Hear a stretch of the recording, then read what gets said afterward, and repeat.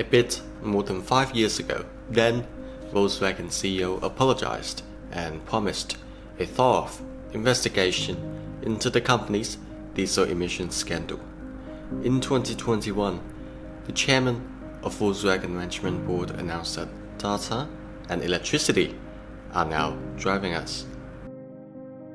Using only a few years, Volkswagen was able to complete the U-turn from Dieselgate to the most electric-ready car maker in the world, besides Tesla. What has happened? What has Volkswagen done to get from diesel to electric? Welcome to 1kg CO2. In today's video, we'll talk about Volkswagen. It might be a bit confusing at first, but in this video, Volkswagen means Volkswagen Group that includes brands like Volkswagen, the car brand itself with the same name, Porsche, Audi, Lamborghini, and many others. Established in the 1930s to fulfill Adolf Hitler's dream of giving every German an automobile, Volkswagen has witnessed and successfully navigated huge changes in its operating environment. Shortly after its establishment, Germany lost in the war. Volkswagen was then taken over by the British and developed into a symbolic brand to be used to signify the success of the West Germany capitalism in comparison to the Soviet Union-controlled East Germany. After managing to steer clear of all the political challenges, Volkswagen expanded its product lineup, buying out other car brands and integrating them into the Volkswagen family. Volkswagen achieved huge commercial success and expanded across the world. It caught the tide of the European nations redeveloping after the world wars and supplied Europeans with good quality cars, from affordable ones under the Volkswagen brand to ultra luxurious ones such as Bentley. It also caught the tide of the Chinese market, developing into the world's largest middle class market, selling about 4 million cars in China per year, the biggest market for Volkswagen today. Hence, despite Volkswagen not being able to achieve much success in the North American market in comparison to traditional Japanese car brands, it was on track to becoming the world's biggest automaker. And then Dieselgate happened. This Dieselgate story started in the late 1990s when the Kyoto Protocol was signed by European nations. Kyoto Protocol was about reducing greenhouse gas emissions as an effort to reduce global warming effects. We can essentially understand Kyoto as the older version of the Paris Agreement. Under Kyoto, the European governments were looking for a way to reduce the emission. The transport sector obviously produces a lot of greenhouse gases, especially carbon dioxide, due to the combustion of petrol. At the time when Kyoto was signed, Volkswagen was already the largest automaker in Europe, so it was sort of the status quo. What I mean by being the status quo is that Volkswagen is the most dominant and the leader in that market of cars in Europe. It was never easy to become the status quo of anything. For example, Apple is the status quo right now for smartphones because it dominates the market share in the smartphone industry. And when you have become the status quo, it's only natural that you become more conservative because you want to stay being the status quo. Around the time when Kyoto was signed, Volkswagen was faced with a strong need to defend its own status quo position in the European automotive market. It did not want to change its success recipe, what it was good at, and what brought this company into dominance in the first place, which is making internal combustion engine-based cars. But obviously, government regulations were going to go to another direction and looking to penalize greenhouse emissions. This was viewed as a threat to Volkswagen's continuous petrol car dominance. So Volkswagen came up with a way to defeat this emission requirements: diesel engine, or as Volkswagen claimed at that time, clean diesel technology. This technology was advertised to give much better fuel economy and much less greenhouse gases. Diesel engine is also internal combustion, but it was a truly ingenious way by Volkswagen of giving the customers what they want, which is fuel economy, and the politicians what they were looking for, which was the image that they were making progress to reduce emission. Making both parties, the customers and the politicians, happy while Volkswagen got to utilize its existing infrastructure to produce diesel cars that are very similar to petrol cars in terms of design as well as manufacturing. In order to make this diesel strategy work, Volkswagen and other major automakers in Europe spent lots of money lobbying politicians into thinking that diesel engines produce less greenhouse gases. All was going well, and Volkswagen achieved dominance in this new diesel market until 2015. It was uncovered while Volkswagen's diesel engine was running on the road, they emit excessive NOx, a toxic gas that can directly lead to lung diseases if inhaled by human. It wasn't just slightly over the standard NOx emission level, it was up to 40 times the limit. Volkswagen was able to surpass regulations because it installed a defeat device in its diesel vehicles. Instead of defeating the real emission, Volkswagen was purely defeating its test. Furthermore, the original claim dating all the way back to Kyoto that diesel could produce less greenhouse gas turns out to lack any practical scientific ground. This whole thing was turning out to be a huge scam from the get-go. Volkswagen stocks plummeted back to 2010 levels, and it has not been able to recover to its pre-Dieselgate level of valuation ever since. After Dieselgate, in front of Volkswagen's, there are 3 questions that require answer if we were Volkswagen. Number 1, our brand is now damaged and people now think we are a polluter. How can we rebuild our brand and turn this around? Number 2, our diesel portfolio will soon come to an end. What's the new market that we can shift our productivity towards so to avoid major factory and department shutdowns? Number 3, Paris Agreement was signed in the same year as the Dieselgate. The last time our response to Kyoto was diesel, which has come back to bite us. What would our response be to Paris this time? If Volkswagen could not answer these questions correctly and effectively, facing this giant automaker might as well be a historic collapse. So what has Volkswagen done to regain its ground? The answer that Volkswagen came up with was electric vehicles. As part of the compensation to Dieselgate, Volkswagen was obliged to investing $2 billion in the US electric car charging networks. This was a great start for Volkswagen's EV journey. Since they would have spent the money anyway, why not make it something that they can take advantage of? Very similar to this, since Dieselgate made Volkswagen look like a polluting and greedy company. And EVs are usually looked upon by the public as a favorable and environmentally friendly product. Investing EVs means we can also demonstrate our determination of correcting our wrongdoing in the past to the customers and to the shareholders to save our stocks from non-stop devaluation. Secondly, we can take our corporate resources away from diesel and reassign them to this new EV research and development to keep our world-class engineers and manufacturing facilities employed, because all diesel projects will now have to come to an end. And thirdly, electric vehicles are what's called for around the world after the Paris Agreement. Transitioning into EV is an inevitable thing, and we're just forced to do it right now as part of our brand rebuild.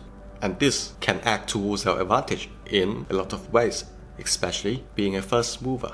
So, Volkswagen went ahead with the EV plan and announced that 70% of the cars they will sell in Europe by the year of 2030 will be purely electric, and 50% of the cars they sell in China will also be electric by that time. This goal is ambitious because if you look at how many cars there are currently in the world, merely less than 2% of them are actually electric. Volkswagen is starting from essentially nothing to more than half of its products electrified in a span of only 10 years if this plan is to be achieved. This electrification plan does solve all the pressing problems for Volkswagen. Further to that, it also is a great opportunity for this century-old company to evolve with the new market instead of dying with the old one. But as we all know, the EV reality is far from easy. Volkswagen's EV challenge has only just begun. We have been talking about Volkswagen as this prominent international car brand that is constantly ranked as one of the world's biggest car makers. It's undeniable that its history is indeed impressive, and as far as the traditional car market is concerned, Volkswagen is always going head-to-head with the Japanese Toyota, outshining all of its other competitors. I'm using the word traditional car market because I want to put forward the idea that the car market today is no longer the car market 10 years ago. 10 years ago, in the traditional car market, the competition was around mechanical performance of the product. For example, BMW cars were sporty, Mercedes cars were luxurious. In today's car market, the competition has shifted towards the electrical and even digital performance of the product. Because although BMW might still hold the title of the ultimate driving machine, other brands are catching up. Almost all brands can now make some sort of sporty vehicle of their own version that are pretty decent to drive.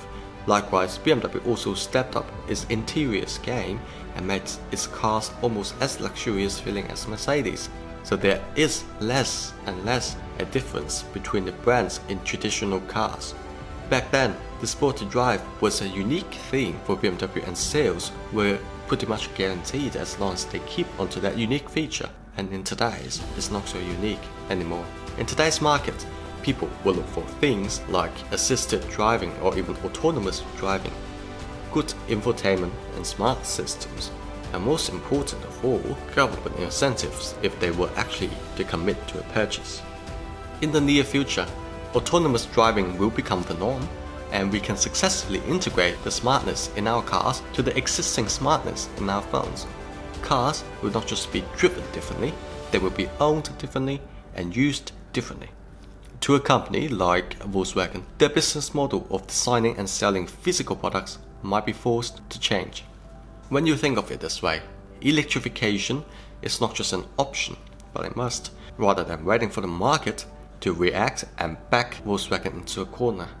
There will be much better results if Volkswagen become proactive about it and lead this change.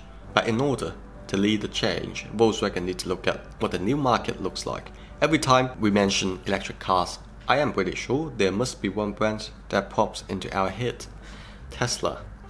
The things we've talked about, autonomous driving, smart car systems, and readiness for a low-carbon future that is incentivized by the government, these all come within one package if you buy a Tesla vehicle today. Today's electric car market exists and is prominent very largely due to Tesla's rise. Tesla's rise is not only in fame, but also in market capitalization. Tesla's share has grown to be a Bitcoin-like phenomenon. As of the time when this video is produced, Tesla's market capitalization reaches an impressive $600 billion, making it 4 times larger than Volkswagen's. Tesla has less than 20 years of experience in this game. Tesla can only make 500,000 vehicles in a year, while Volkswagen can make 20 times that, as many as 10 million vehicles each year. Most of the time, Tesla doesn't even turn any profits. But what made Tesla 4 times Volkswagen? This seemingly ridiculous market cap difference comes solely from Tesla's brand in the mind of the consumers. Tesla is the icon for electric vehicles. Tesla is the leader in autonomous driving technology. Tesla's success is in its innovation, and Tesla's innovation doesn't settle for just making cars and selling them in a traditional dealership down the road. Tesla's aggressive push for a near-fictional future effectively merges the autonomous market with the tech market. Tesla is telling us in an interconnected, smart, and zero-carbon world, cars are not that much different from our phones or laptops. We used to have phones just to make calls. Now it has almost become another organ for a modern human. In Tesla's vision, cars will also be that, another organ that a modern human cannot live without. What this means for Volkswagen is that they will no longer just compete with traditional car makers such as Toyota and Ford. What is in the market is now Tesla. What will be in the market very soon might even be Apple, plus 1,000 other startups. Volkswagen dominated the world with its engineering excellence and good quality car making, and investment into EVs is a key to the new game. The only difference is, in this new game of electric and autonomous cars, Volkswagen is merely just a beginner, at least in terms of software, when compared to companies like Tesla and Apple. Digital prowess aside, Tesla has grown to be the new status quo in this EV market. If Volkswagen wants to challenge Tesla, it will need to at least match Tesla's offerings. It will need to offer electric cars that are actually exciting for the customers to buy, to drive, and to daily use. It will need to build a charging network as extensive as Tesla's supercharging network. It will have to make sure its batteries can last as long as Tesla's. It needs to do all these and then do it with its excellent engineering quality carried over from 100-year experience in order to have a chance in overtaking. And Volkswagen needs to move fast because Tesla is now moving into the Chinese market, Volkswagen's biggest market, that will continue to grow into the future decade. This is a major commercial threat if Volkswagen loses this round to Tesla. With that said, although Tesla is leading, the EV market is still pretty much wide open with less than 2% of today's cars electrified. Volkswagen has announced that it will focus on repurposing its corporate strategy into data and electrification. Volkswagen has completed models like the Audi family and Porsche Taycan, assuring customers that Volkswagen is still the same Volkswagen that conquered the world's automotive industry once. The new Volkswagen models aimed directly at Tesla. The ID.3 and the ID.4 cars are directly competitors for Tesla's Model 3 and Model Y. The Taycan is the direct competitor for Tesla's Model S in providing an exciting sporty sedan-type vehicle with much better build quality.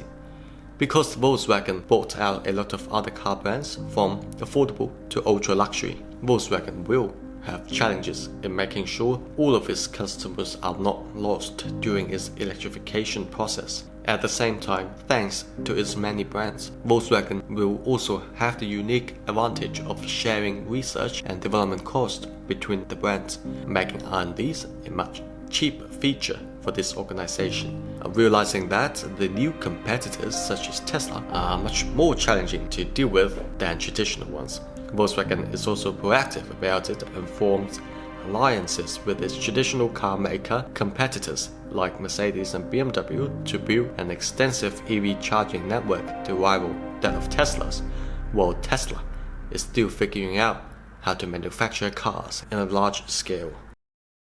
In conclusion, Volkswagen is evolving into a future-ready car company, but from its inception to world dominance to Dieselgate to transition into data and electric vehicles, the cars it makes might have changed, but what remains indifferent is Volkswagen's tireless effort to becoming the most dominant car company in the world by offering products that the customers want and that the governments want. It had defeated many car makers to become one of the largest too. Unfortunately, that includes defeating emission tests in order to meet customers' fuel economy demands and the government's greenhouse gas emphasis. Dieselgate was a wake-up call for this organization, and Volkswagen regathered itself and is now putting its priority into battling new competitions in the electric and smart automotive markets in the near future. Electric is the new diesel for Volkswagen, because it is the new path to market dominance and profitability. Only this time, there is no emission.